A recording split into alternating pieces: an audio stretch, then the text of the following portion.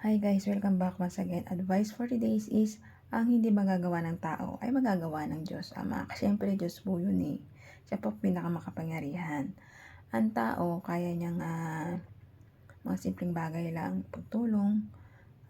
Minsan, yung mga tao, minsan nakakapagpagaling din sila kasi ito eh, pag nagpapagaling sila at nakakapagpalaya sa mga masasamang espiritu, at sumasamba sa ating Diyos, tsak na tsak, kakampihan ng ating Diyos Ama. Kasi binigyan siya na minsan ng talented para magampanan yun. Minsan diba yung mga psychic, nakakita sila ng magaganap. Pero hindi natin din ibabase doon yung mga natin, yung mga gusto natin na mangyari in the future. Magdasal pa rin tayo, ang Diyos pa rin ang maghuhusga o mag-judge kung ano mangyayari dito sa ibabaw ng mundo. Kung isa kang taong binigyan ng Diyos ng gifted na makapagpalayas ka ng demonyo o masamang espiritu, ay tsak na tsak, blessing ka. At nagagawa mong magpagaling sa kapwa-tao mo, ay blessing ka.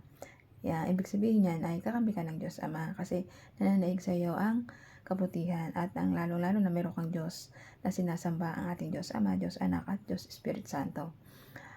Ang mga hindi nagagawa ng tao at nagagawa lang ng Diyos Ama ay ito yung mga na darating na pangyayari na siya lang nagkokontrol, lalo-lalo na hawak ng Diyos Ama natin ang oras, ang buhay natin, kung kailan tayo niya kukunin, ang oras hawak niya kung kailan ka mamamatay at mangyayari, magaganap kung kailan bibigyan ka niya ng blessing na sisikliglig at dumaapo pa sa tamang oras, diba?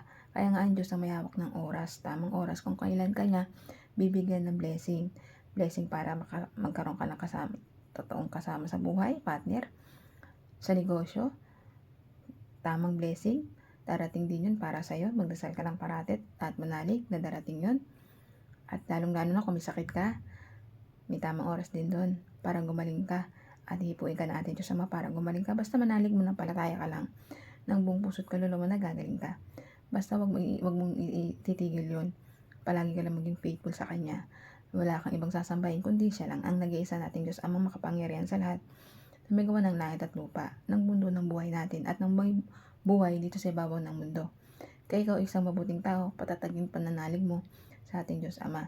Palaging magdasal, tumulong sa kapwa,